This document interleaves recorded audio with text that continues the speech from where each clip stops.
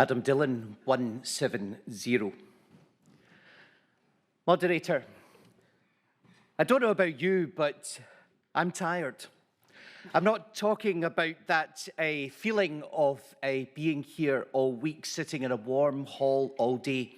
And then when we find ourselves after lunch, when our bellies are full and the next circulation break is going to give us that caffeine hit that will get us back up. I'm not talking about that kind of tired. It has been a long shift. We've had a worldwide pandemic to deal with over the last few years. And just when we thought we could return to some sort of new normal, we found that that normal was somehow different. Some people did not return to church. Patterns had been broken. Presbyteries were reforming, and vital presbytery planning has been a massive but essential part of how we have lived our church life. And it has been tiring. It's been tiring for everyone. Sometimes, though, it can be cathartic to exhale and say, I'm tired, absolutely cream-crackered, or in the words of my late great-grandmother, I'm all pecht out. Tiredness, though, comes in all sorts of forms. Emotional exhaustion, empathetic distress, compassion fatigue are all markers in caring professions, and most notably in ministry. Our own emotional ups and downs can also take up energy, time, and space. However, what can be more tiring than dealing with our own difficult emotions is the energy drain that comes from suppressing our feelings or not dealing with the ones that are there. We often also expect a lot from our bodies. We sit at a computer for long periods of time, for those who are online with us today, or even sitting in this assembly hall. To sleep when we want to sleep, to digest and metabolize food, or to maintain a good state of health. We can also experience physical fatigue from too much or too little physical activity. With physical fatigue, it's important to remember that rest is not always the immediate answer, because first we may need to do things that support quality rest and sleep, such as regular movement, not eating too much sugar, and setting boundaries with technology. In The Queen's Gambit, Stanford professor of neurology Roger Sapolsky said that chess grandmasters can burn 6,000 calories a day in tournaments. Mental exercise requires endurance, and the amount of decision-making, changes, strategy, stress, uncertainty, focus, and thinking that our brains have had to do not just this week, but this last year, has required a lot of energy. But the good news, think about the amount of calories you may have burned in engaging with the assembly. We can become tired from too much social interaction, too little social interaction, or from not engaging in the kind of interaction that aligns with your personality. Being socially tired can also involve your virtual interactions, your social media use, or involvement in social, political, global, religious movements. And then there's spiritual exhaustion. That can be a difficult and dark place for all of us. It can be hard to describe and articulate, but I suspect that there's a bit of all of that we can recognize at some point in our lives. But it's not something to panic about. It can be an important time of recalibration, rebirth, and reflection. It's also important to remember that we can feel tired, not just from doing too much, but from a lack of engagement in things that are meaningful and purposeful to us on a spiritual level. I say all of this as safeguarding convener because I think that it's important. I think it all has a bearing on how we safeguard our church. We need to be absolutely careful of not normalizing or glorifying the experience of being tired. And we should never use tiredness as a measuring stick for productivity or success. We need to recognize the issues. Now, at the beginning of this week, we had a number of driving analogies, from the altered priorities ahead roadworks of the moderator-producing town of Kilmarnock to the 20 miles per hour speed limit signs raised by a commissioner during our theological forum. We as a family used to drive regularly up and down the M74 from Glasgow to Moffat, and we would drive past those electronic road signs that tell you what's coming ahead. My son would often insist on sticking his head out of the window at 70 miles per hour, craning his neck to look at the wheels. Why? Because it said, check your tyres. And then at 11 years old, he would sit back down and he would say, yep, they're all still there, Dad, with great satisfaction. And then if he happened to have a pal in the car, if we'd gone up to Glasgow for a day out, he would turn to his pal and he would say, are you tired? And as soon as they said yes, they fell into his trap. Dad, Dad, came the smug 11-year-old's voice. We need to stop. Turning to his friend, you'll need to get out and walk. My dad can't drive you because it says right there, don't drive tired. Yet despite the hilarity in the Dillon Mobile, it was a serious message. Don't drive tired, because mistakes can happen. When we're tired, it's tempting to cut corners. When we're tired, we don't always communicate well. When we're tired, we make mistakes. When we are absolutely cream-crackered, when we're all pecked out with the demands of living out the gospel as a church in Scotland, we can get cranky, we can get carnaptious, we don't see the wood for the trees, and we say, I am too tired for all of that. Let me be abundantly clear. In a world where people in positions of trust have maliciously and sinfully and criminally abused and sexually assaulted young children, vulnerable adults, women and men, we can never say, I am too tired for all of that.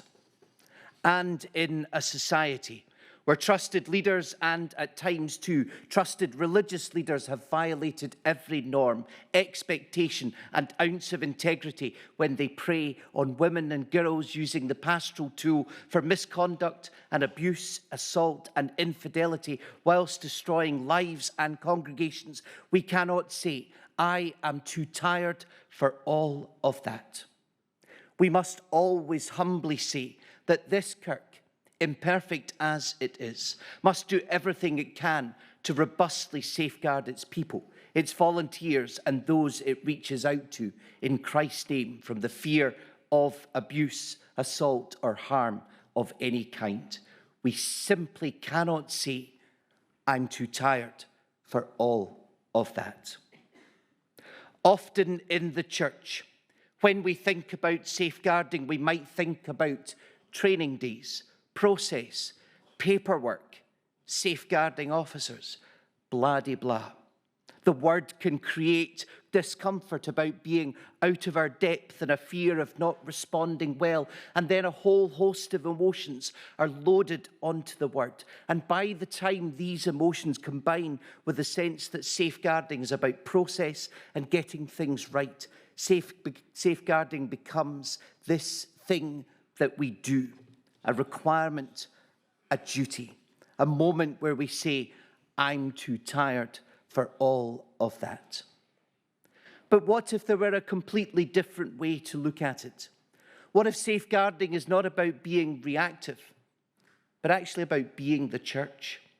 What if we first ask ourselves, what does it mean for us to be human and to be church together? What kind of community, filled with what kind of people, is God calling us to be? And how does safeguarding fit with the ministry of the gospel? Jesus had a very clear message about the most vulnerable of people. It's a theme replicated throughout the whole Bible. God portrayed in the 121st Psalm as the keeper of Israel. The Hebrew word can be translated as safeguard, God's need and wish for the church. Not only that we are safe, but that we work for the safety of all people. In both the Greek and the Latin version of the word, the root of the word is safekeeping. The theological imperative of God is the safety of his children.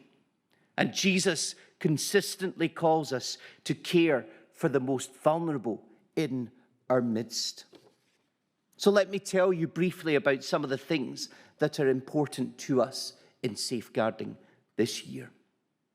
It is vitally important that we all pull together, despite our tiredness, to meet the demands and the expectations of creating a robust safeguarding framework, ensuring a safe church for all.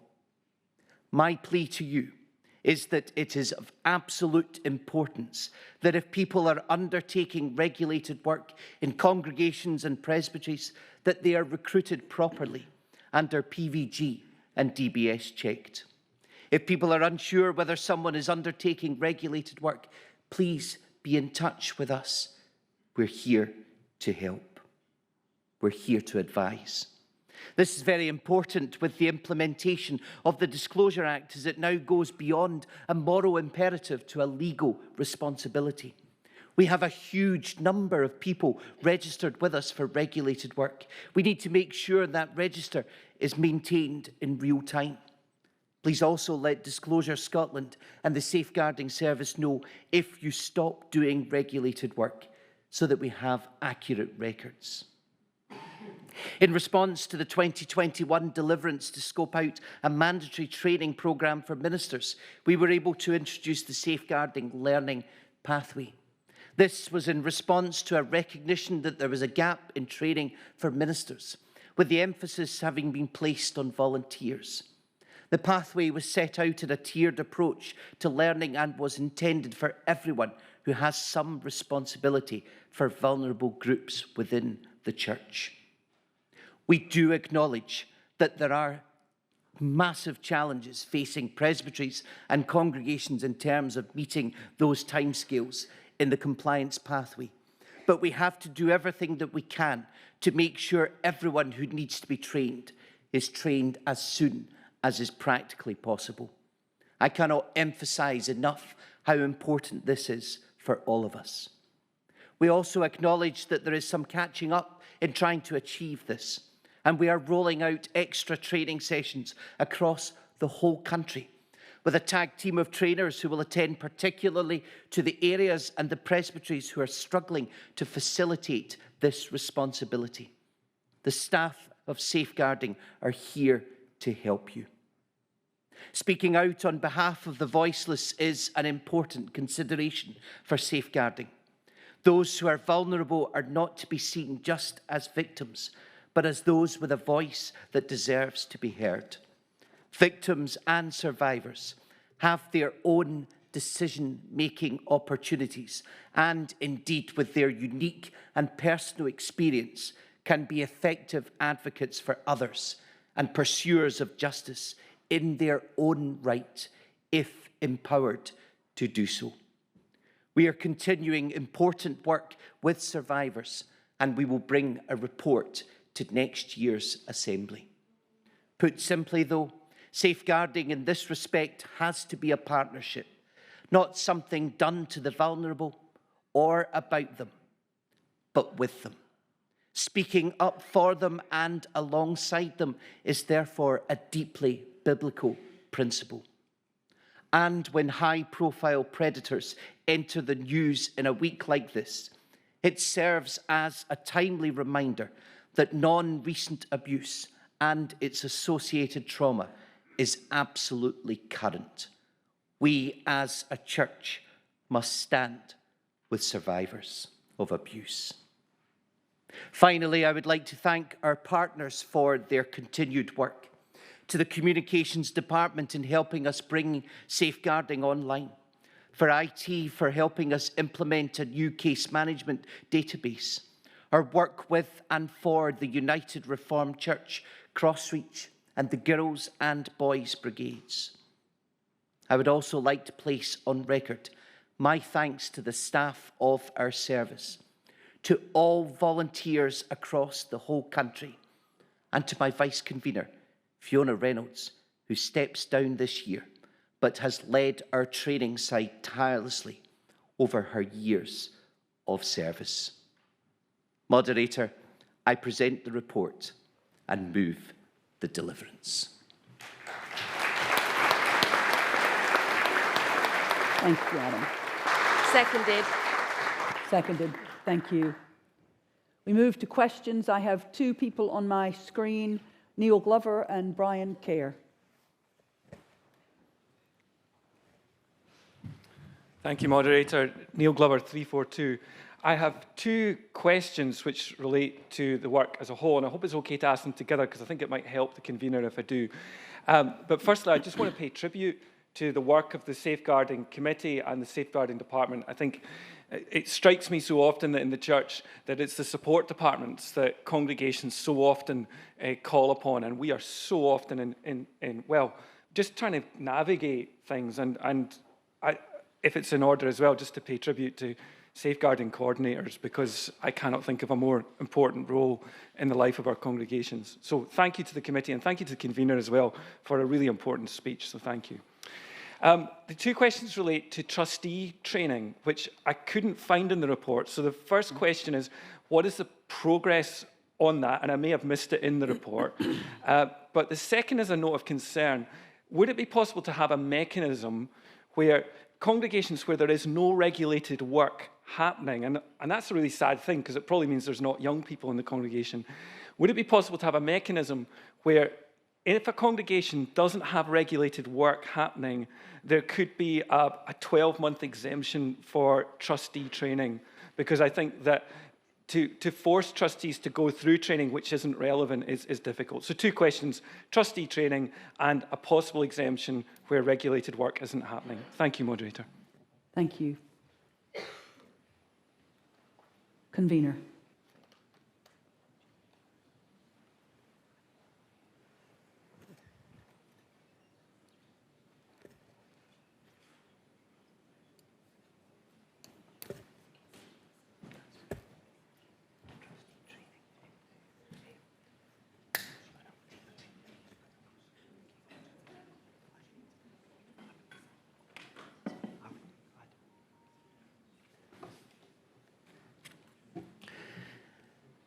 Thank you, Neil, for your words and for your questions. Two very important questions for us. I apologise for just taking a moment, but we want to make sure that we get those absolutely right. I think, first of all, an update with the training. We are still collating those figures, running through an audit. We have trained hundreds of people over this last year, hundreds. I can't give you a specific figure at this particular stage, but I would say that we have come along in leaps and bounds since the last General Assembly.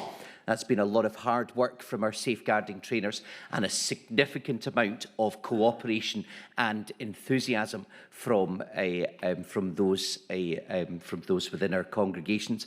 I know it's not always the most enthusiastic thing in the world to come along and sit through the training, but it is a vital one.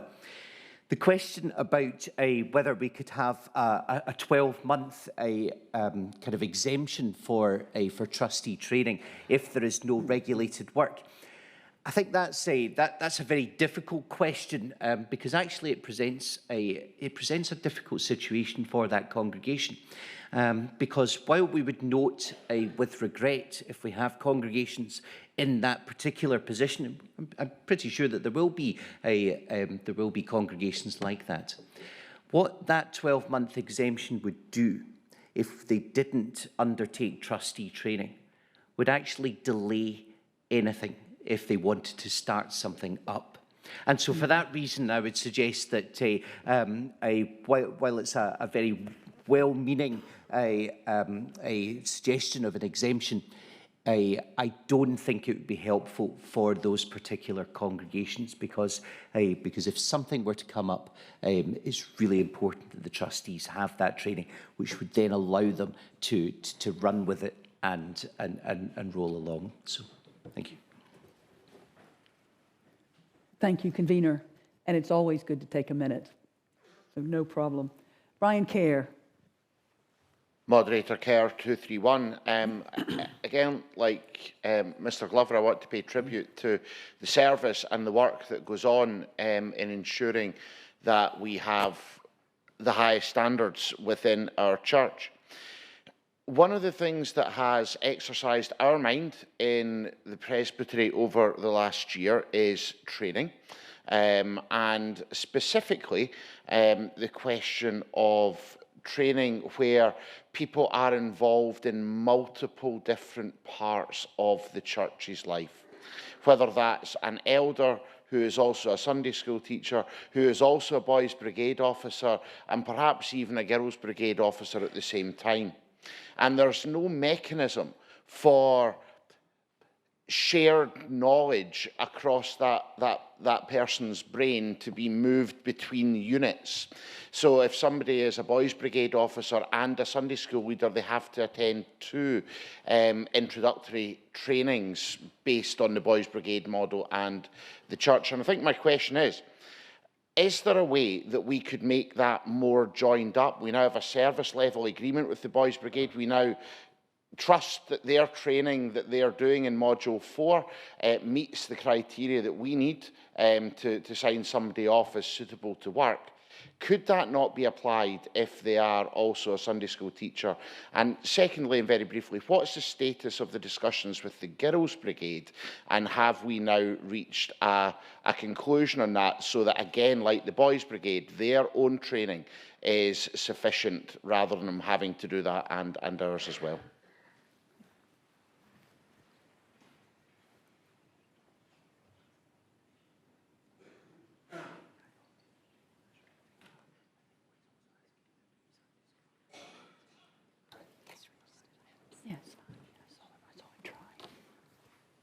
Convener. Thank you, Brian, for your words and also for your questions. In terms of a mechanism for shared knowledge between the training, the Boys' Brigade, and if you find yourself in multiple roles, we're already there. We've just managed to achieve that in this last year, and so there isn't that same overlap where if you're the Boys' Brigade, you have to go to one set of training, and if you're working as a Sunday school leader, going to another. So that there is already that mechanism for shared knowledge to work between the units. Status of the Girls' Brigade, we're doing well with that, and we have reached we've managed to get together and agree terms, and so we can then develop how training matches up. We would hope to do that in the next year. It may well be that the Girls' Brigade are quite content with the training that we can offer, but it may also be that there's crossover and we can meet somewhere in the middle, just like we have done so with the Boys' Brigade. Thank you, Convener. Now I'm going to check our screen. I've got 3 people, Darren Jalland, James Reid, and Angus Matheson. And Angus, yours says it's a comment. So will I take the other 2 first, so we're still on questions. So Darren Jalland and then James Reid. And then we'll come to your comment. Thank you, Moderator. Jalland 403. Without meaning to turn this into a safeguarding committee loving, I'd also like to pay tribute to you for the work that you do, and indeed to all of the many volunteers around the country who deliver safeguarding training to all of us in those roles where it's required. It is a hard job, and they do a sterling job at it.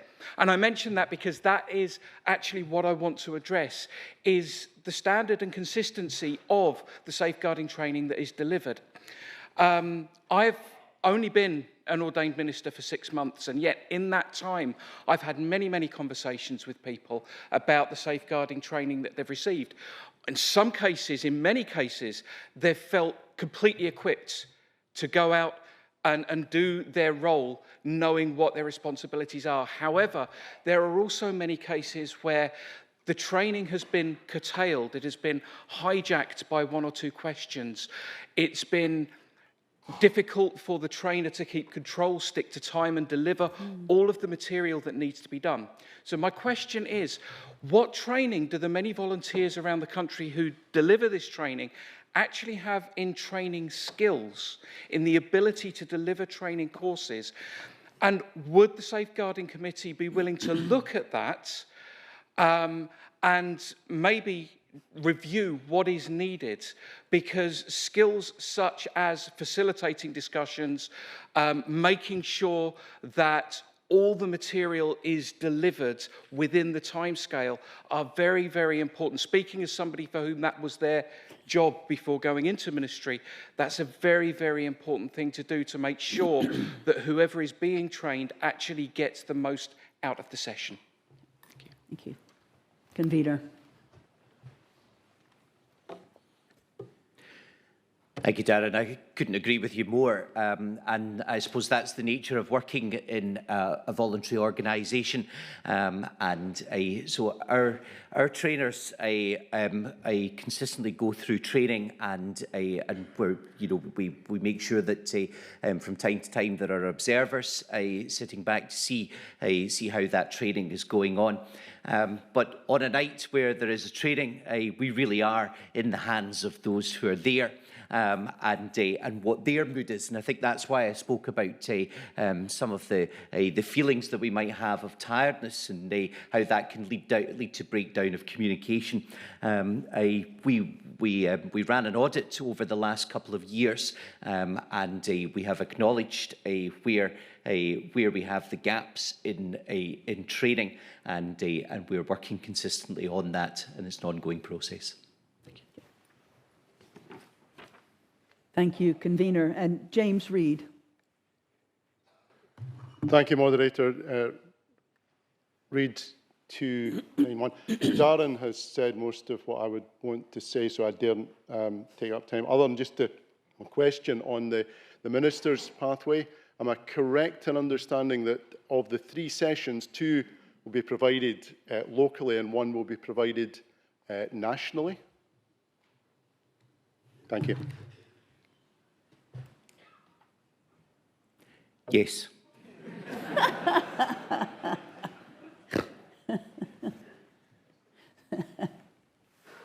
Thank you. And Angus Matheson. And just a gentle reminder, if you remember to say your name and number, it is coming up on the screen and everybody can see it, but just to keep us right. Angus Matheson, 553. Presbyterian Partnership Support Manager within the Faith Action staff team.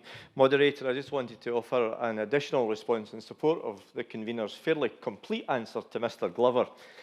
The issue about trustee training in safeguarding is not just about equipping them for oversight of the function of regulated work or to deliver regulated work, but it's actually a much more profound theological issue. If there is a reference from someone who wants to make a disclosure to an elder or a member of one of the courts of the church or the committees of the church, it's so that the whole body there is equipped with a basic understanding of how those things are better dealt with and best dealt with. So there's a profound theological concept of a shared responsibility in this. It's not just about ticking a box for trustee responsibility or to satisfy our insurers, but our shared theological understanding. And I'm glad that the convener answered Mr Reid's question about ministers. I knew the answer anyway, but thank you. Thank you. I don't see any other requests to speak, so we move to section 1, receive the report. And online, thank you. Section 2.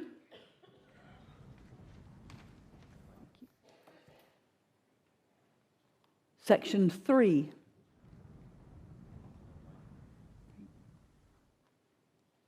Section 4.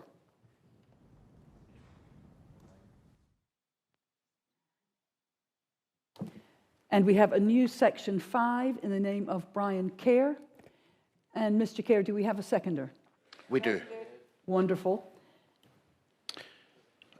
Moderator, thank you, Kerr 231. This is...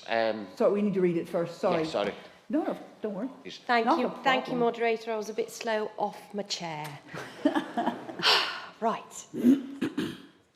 New section 5 of the name of Brian Kerr. Instruct the Safeguarding Committee to develop and roll out refresher trainings for volunteers and trustees who've previously completed the introductory or trustee training within the last 5-year period, to amend the learning pathway for other church roles to reflect available refresher trainings, to consider making such trainings available as online resources to allow individuals to complete them independently, and report progress to the General Assembly of 2024.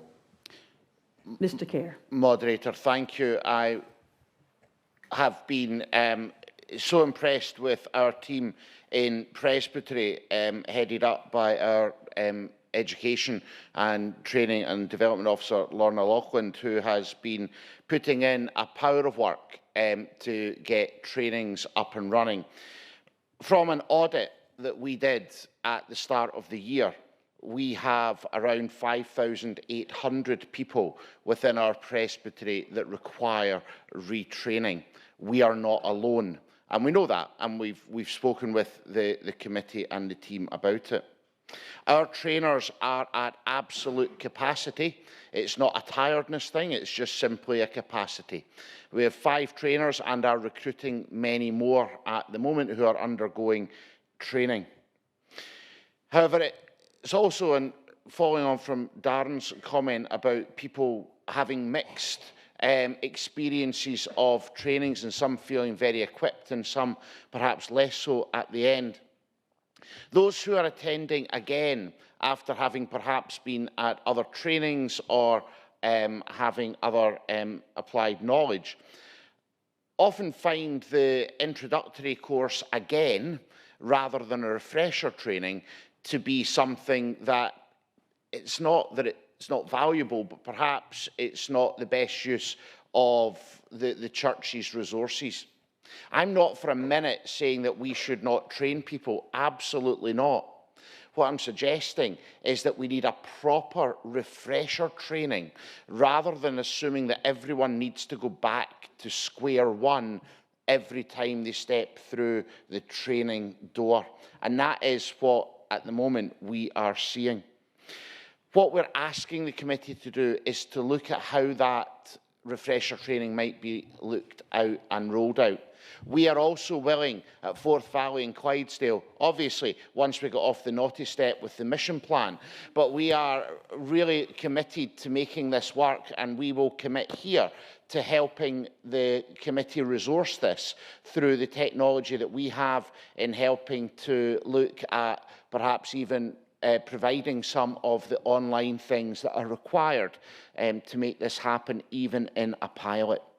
A refresher training that people could look at, that they could refresh at any point, as well as when they are mandated so to do, I think would enhance our training pathway, not diminish it. And for that reason, moderator, I move this amendment in my name. Thank you, Mr. Kerr. Convener.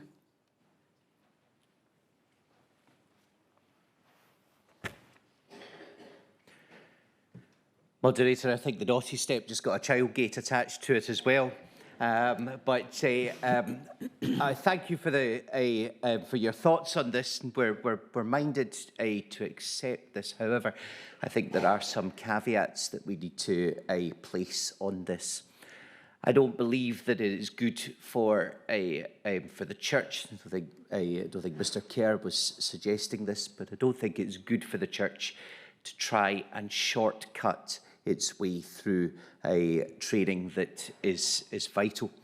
2 to 3 hours every 5 years. On the night, it can seem like a big request, but actually, in the grand scheme of things, it's a small part of what we're asking folks to do. We're happy to take this and consider and report back.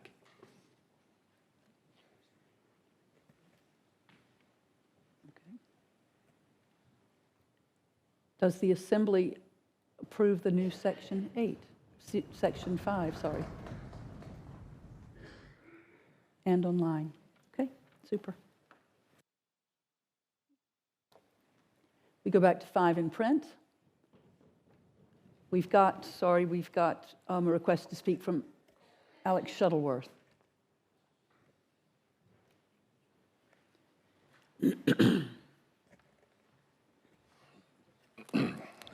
Alex Shuttleworth, number 294, again wishing to support enthusiastically everything which has come in this safeguarding report. But this is perhaps a time to just mention something, and that is that while what you're talking about here, about audits and so on, while these are all important, essential, it sometimes seems to us at the bottom of the funnel that the people at the top of the funnel who are all putting a little bit in don't realize how much is coming out at the bottom for us to deal with. And I accept everything you said, Adam, Convener. I accept everything you said about tiredness, and tiredness is not an excuse for not operating properly. And it's not just you, it's everything else as well. So I don't oppose this, but I think we ought to say, and we ought to make it quite clear on behalf of...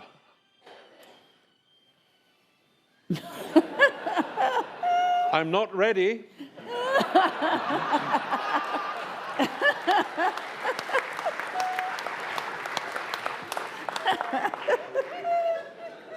On behalf of hard-working session clerks who are dealing not only with having to arrange another audit, but also having to learn how to do widows and orphans on minutes and include things in agendas and so on.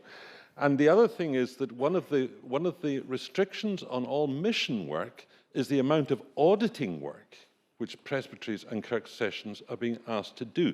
Now, I think this is a circle that we can't square, but I think we want to say it anyway. That we need to be careful about how much we download at the bottom of the funnel, because all putting a little bit in the top is not helping us. Thank you, Moderator.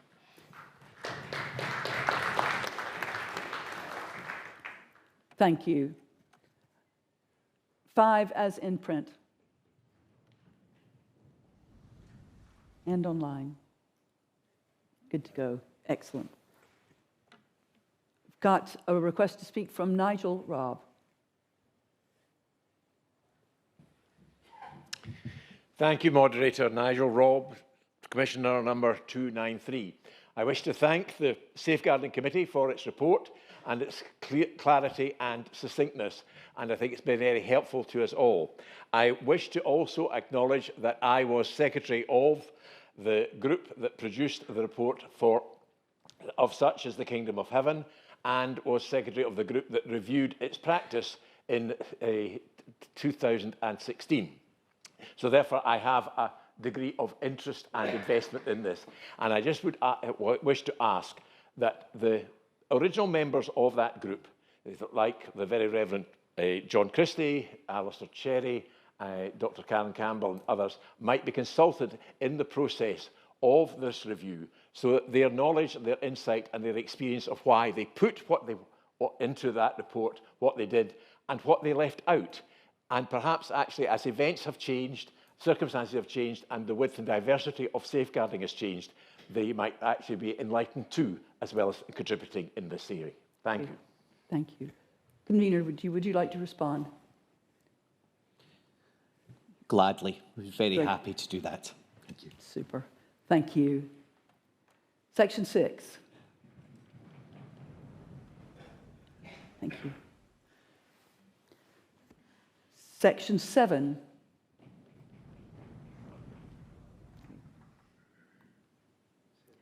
We have a request to speak from Michael Goss. Thank you, Moderator. Microphone 41, simply to try and reduce my age. My name is Michael Goss, number 324, and I simply wanted to speak on this, but as part of the whole safeguarding issue, the vast amount of forms to complete and to check over means I'd like to make a big plea for congregations to make sure the forms are completed properly electronically, not just photographs that I then have to copy, paste into a document and turn the right way up so that we can read them. but also to make sure the forms are completed well and sent in. Still waiting for 1/3 of the new Presbytery of Perth's congregations to come in.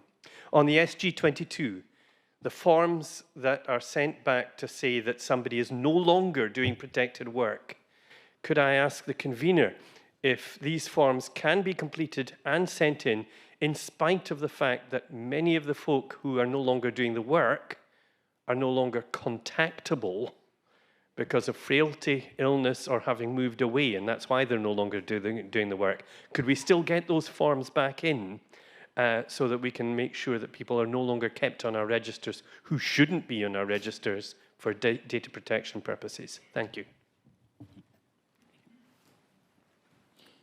Yes. And Anthony Lane?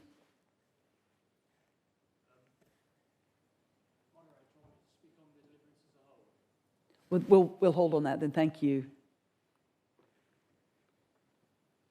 Section 8.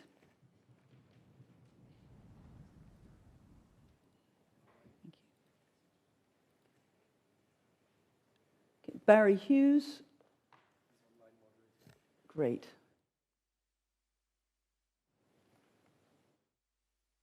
Thank you, moderator. Barry Hughes, 545. I'm a member of the Church of Scotland Integrity Committee. So first of all, moderator, I'm delighted to join you in Thursdays in Black today. I just want to commend point 9 to the Assembly. I think it's great that survivor policy is being developed. I have spoken to the convener about this as well. I want to particularly commend the work the Church of England have already done in this area. As some may know, the Church of England, who of course have had big issues in this area, set up last year the Independent Safeguarding Board, an independent body, which produced an excellent report last year, which I would commend to the convener and the committee, which was entitled "Don't Panic, Be Pastoral." And it looks at a survivor policy and what's important to survivors from many points of view. But one thing in particular I wanted to highlight, which we can overlook if we're not careful, is the importance of the simple apology to survivors. And there's one sentence from that Church of England report, which I would just share with the Assembly. Survivors were clear that where apologies were provided in good time, were authentic and were considered, this provided huge and ongoing support and comfort. So I would absolutely commend the work in developing a survivor policy. I would add the importance of an apology as well. And all I'll say over and above that, and again, the convener knows this, I do have a personal family interest in here. So it is something which I'm saying both professionally and personally from the heart as well. And thank you, convener. Thank you, moderator. Thank you. Section 9. Excellent, thank you. Section 10, and we have Fiona Bennett wishing to speak. It's microphone 53. Fiona Bennett, 509. Just a comment and to say thank you for two things in this section. As well as serving as the Minister of the General Assembly United Reformed Church, I continue to serve as a Minister in the Synod of Scotland, and so I have been trained and continue to be trained and use the services of the Church of Scotland Safeguarding. They are excellent, and I am hugely grateful for that. My second thank you is just as an ecumenical partner. This is a wonderful opportunity of a treasure that you have, which you are sharing with us. The fact that you are doing that makes our ministry and mission in Scotland better, and we are hugely grateful for that, so thank you. Thank you. Thank you, Fiona. I also have James Reid. Reid 291, thank you, moderator. I'm making an appeal that in the midst of all the forms, meetings, tiredness, that we also keep front and foremost the pastoral concern and pastoral care for abused and abusers and for survivors and all who have been involved, particularly historically. I, many years ago, used to sing in the local amateur operatic, and the only probably the only theatre in Scotland, maybe the world, that's named after an economist who was born 300 years ago this year. Adam Smith. And going onto the stage, one passed an artwork by a famous entertainer. Now, I'm told that that was when the entertainer became infamous and has been since imprisoned, that the artwork was painted over, was blocked out. Let's not think that we can do that in any way, shape or form in the practice of being pastorally involved and pastorally concerned and safeguarding the reputation of those like ministers and all workers who work with the folks in the community. We can't block it out. We can't forget it. Pastorally, practically, let's encourage openness and healing. It's only God who can, in his promise, remove as far from us as east is from the west our sins and shortcomings and failures through Christ. So I commend the work of the Safeguarding Committee and thank them for it.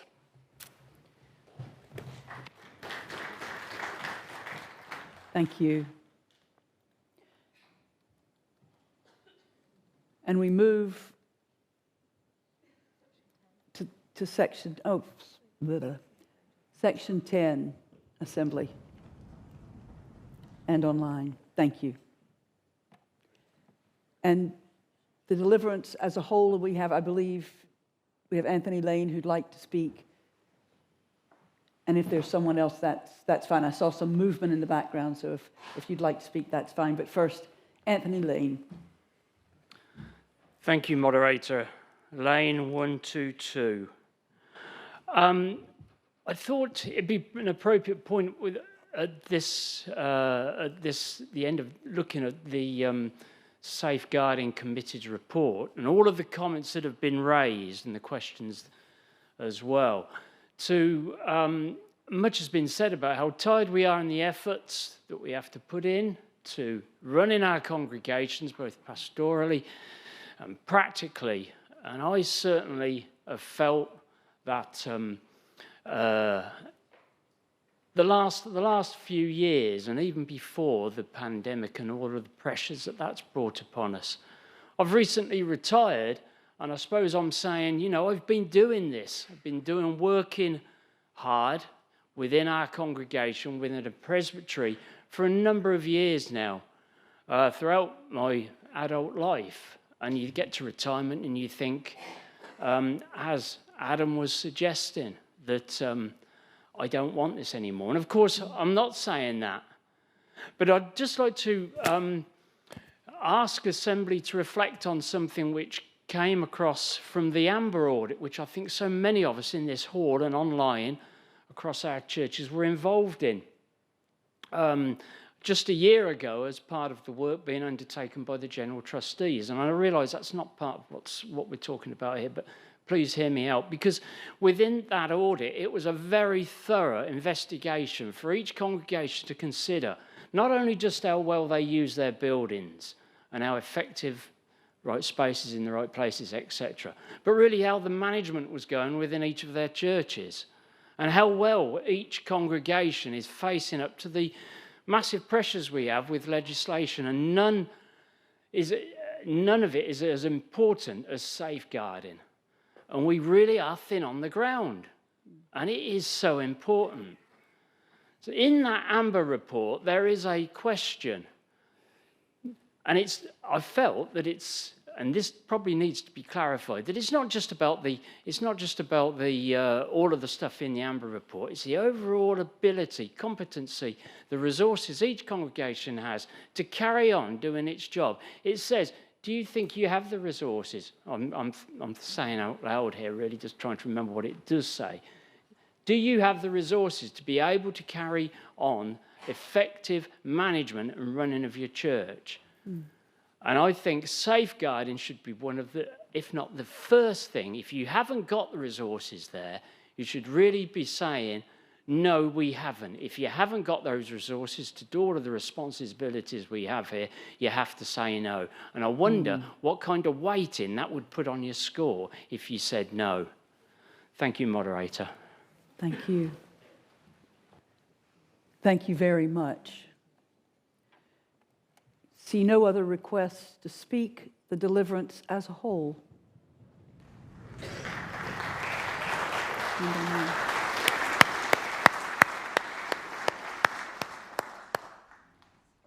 Very well done, and thank you for what you do and you're continuing to do. So appreciated.